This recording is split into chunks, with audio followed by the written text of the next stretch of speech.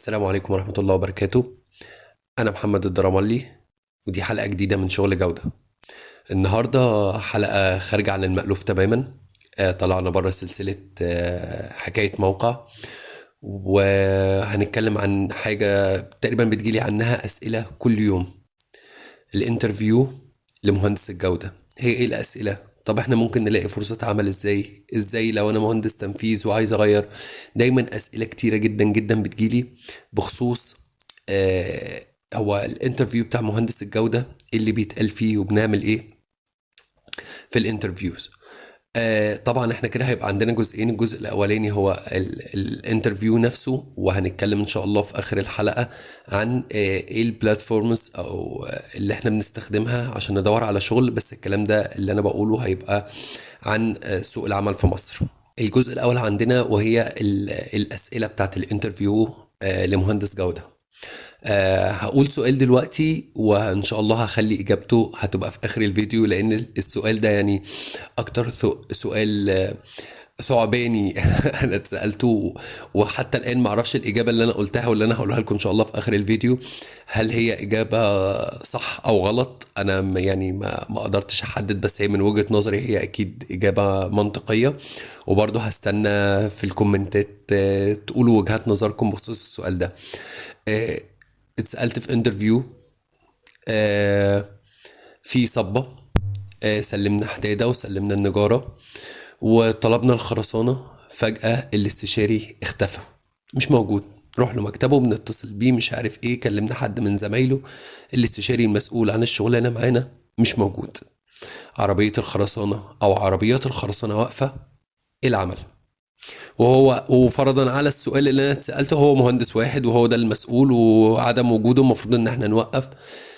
هقول لكم ان شاء الله اجابة السؤال ده في الاخر، وعايز من حضراتكم برضو اجابة على سؤال: درجة حرارة المية اللي بنعالج فيها مكعبات الخرسانة بتبقى كام؟ انا عايز الاجابة دي ان شاء الله في الكومنتات، وهنبتدي مع بعض ان شاء الله الاسئلة اللي انا بقول ان هي من خلال خبرتي البسيطة والانترفيوز اللي مريت بيها خلال ال10 سنين اللي فاتوا. دي اكتر اسئلة اتكررت، وطبعا كعادتنا احنا كمهندسين جودة دايما هنلاقي الاسئلة ليها شقين: شق بيتعلق باعمال الموقع، وشق بيتعلق باعمال الورقيات بتاعتنا. في الجزء اللي دايما بنسأل فيه من اعمال الموقع، دايما بيميلوا لموضوع الاختبارات اكتر. بحيث ما يعني دايما اكتر سؤال تقريبا ورد عليا في كل الانترفيوز اللي انا مريت بيها هي درجة حرارة الخرسانة كام. طبعا كلنا عارفين درجة حرارة الخرسانة بالنسبة للكود المصري بنتكلم في 35، بالنسبة للأمريكان بنتكلم في 32. طب هي المكعبات بتتاخد كم مكعب و... وكل قد ايه؟ طبعا هنا الإجابة لازم المفروض تبقى محددة جدا. أولا لو اللي عندنا سبيكس احنا شغالين بيها فاحنا بنرجع للسبيكس أو مواصفة المشروع اللي احنا شغالين عليه. لو المرجع بتاعنا هو الكود المصري، فبنذكر الرقم من الكود المصري، نسيت الأول 50 متر، وبعد بنقول التفصيلة بتاعتها بالظبط.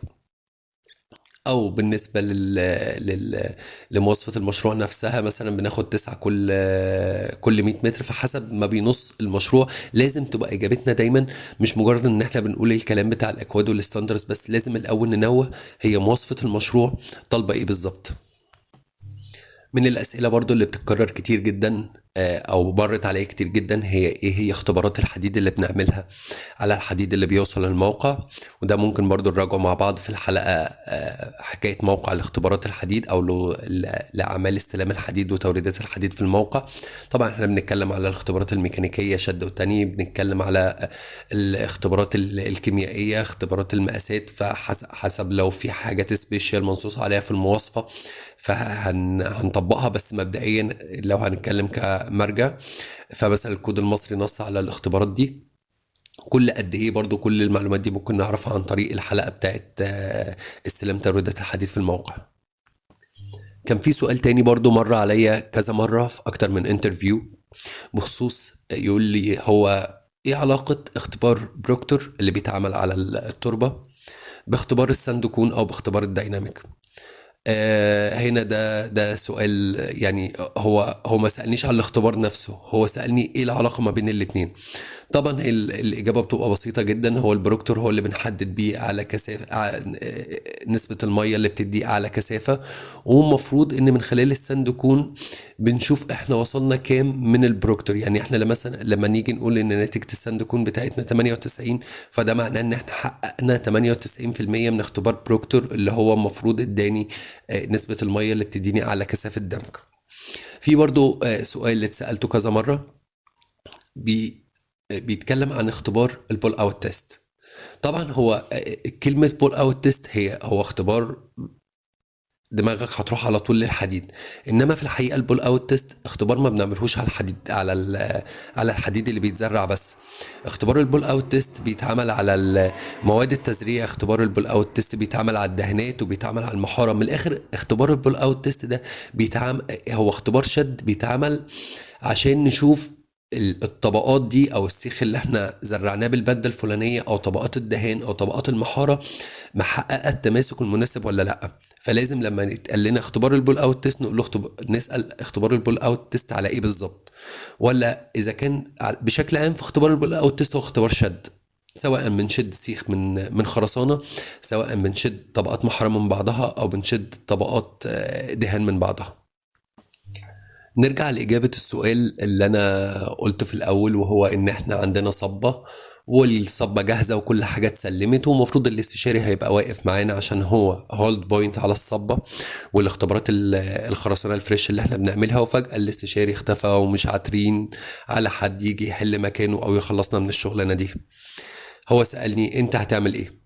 انا بصراحه اجابتي كانت يعني فندنا الاول البنود. طب هو نكلم مديره، طب يبعتوا حد مكانه، طب اصل المهم هو حط لي كل العراقيل. اصل الموقع بعيد عن المكاتب، اصل عربيات الخرسانه هتبوظ. فانا بصراحه يعني كانت اجابتي كالتالي، ولو في حد عنده اي فكره مختلفه يا ريت يقولها لنا. قلت له بما ان احنا سلمنا حديد، سلمنا نجارة، ومعانا ثيرد بارتي موجود، فانا بكل بساطة في الميعاد المحدد وقبل ما الخرسانة يحصل لها اي دامج انا هبدأ صب، وهصب الخرسانة. وهو طبعا من الطبيعي ان هو هياخد اكشن وممكن يعمل ان سي ار. انما بالمنطق كده هي ايه العواقب اللي هتترتب على الاكشن اللي احنا خدناه بالطريقة دي؟ طبعا انا من وجهة نظري هو فاته ايه، هو ايه اللي ما حضرهوش واللي ممكن يسبب المشكلة معاه. اللي ما حضرهوش هو درجة حرارة الخرسانة والاسلام. ده الحاجتين اللي احنا المفروض في اعتقاده، لو هو يعني مثلا شخص سيء النية، ان احنا مثلا ضحكنا عليه في الاختبارين دول. طب هي ايه الدمج اللي ممكن تحصل لو احنا بالفعل ضحكنا عليه في درجة حرارة او ضحكنا عليه في اسلام؟ تمام، لو الاسلام انا فندت البنود ساعتها بالطريقه دي، لو الاسلام بناشف فاحنا هيظهر عندنا تعشيش. فده طبعا حاجه هتبان اول ما نفك شده الجزء اللي احنا كنا بنصبه. الحاجه التانية اللي فاتته هي درجه حراره الخرسانه. طب لو درجه حراره الخرسانه كانت عاليه، ايه الدمج اللي هتسببه؟ طبعا الدمج اللي ممكن يحصل من درجه حراره عاليه هي ان احنا هيظهر عندنا شروخ. تمام، فاحنا قلت له احنا هنصب عشان ما نخسرش كل الفلوس بتاعت عربيات الخرسانة دي كلها. وفي المقابل احنا اللي هيعود علينا او المشكلة اللي ممكن نتحط فيها هي اختبار لو في شروخ حصلت. وبالنسبة للتعشيش فده هيبقى فيجوال انسبكشن. انا دي كانت وجهة نظري ساعتها للموضوع ده. مش عارف انتوا ايه وجهة نظركم، احب برضو ان انا اقراها واشوفها في الكومنتات. الجزء التاني من الأسئلة بيبقى كله متركز حوالين الورق. زي مثلا احنا، هي ايه شكل الاي تي بي؟ هي ايه معنى ويتنس بوينت؟ وايه معنى هولد بوينت؟ وايه معنى الاي تي بي نفسها، يعني ايه اي تي بي، والميثود ستيتمنت، واحنا ايه الجزء اللي بنبقى مسؤولين عنه في الميثود ستيتمنت. طبعا التفاصيل دي كلها احنا ممكن نرجع للحلقات بتاعتها، ولكن كده باختصار هنتكلم فيها. يعني مثلا ايه شكل الميثود، ايه شكل الاي تي بي. الاي تي بي هي زي ما اتفقنا هي عباره عن شيت اكسل بننظم فيه العلاقه ما بين المقاول والاستشاري والمالك، وما بين برضو اطراف المقاول، مين المسؤول، كل شخص مسؤول عن ايه. الهولد بوينت هو الشخص اللي مش هينفع نبروسيد للنقطه اللي بعدها غير لما ناخد موافقه كتابيه منه. الويتنس بوينت هو اللي احنا بنختاره ان في شيء ما هنعمل شيء ما، سواء جه او ما جاش احنا في الميعاد هننفذ اللي احنا بنتكلم فيه. فيعني هي ايه العقد اللي بينظم العلاقات دي كلها. الميثود ستيتمنت احنا بنبقى مسؤولين، او بنبقى الجزء الاهم بالنسبه لنا اللي بنراجعه فيها هي الخطوات اللي مكتوبة، وهل الخطوات دي ماتشنج مع المواصفة والمطلوب في المشروع ولا لأ. فالجزء الورقيات بالنسبة طبعا لتايتلز، أنا مش هتكلم هنا على تايتلز مانجر، أنا بتكلم على تايتل كواليتي انجينير أو سينيور كواليتي انجينير. فاحنا دايما بنبقى في الرينج ده. هي دي الحاجات اللي بتبقى مطلوبة مننا، ما بين بعض المعلومات عن أمور الاستلام والاختبارات، ما بين جزء الورقيات اللي ممكن نسميه الجزء البسيط. أكيد طبعا ما حدش هيسأل كواليتي انجينير أو سينيور كواليتي انجينير عن بروجكت كواليتي بلان او حاجه يعني كبيره او حاجه متخصصه اكتر من كده. فبيبقى دايما الكلام بتاعنا ما بين الاي تي بي، ما بين الاختبارات، ما بين بعض استلامات الموقع.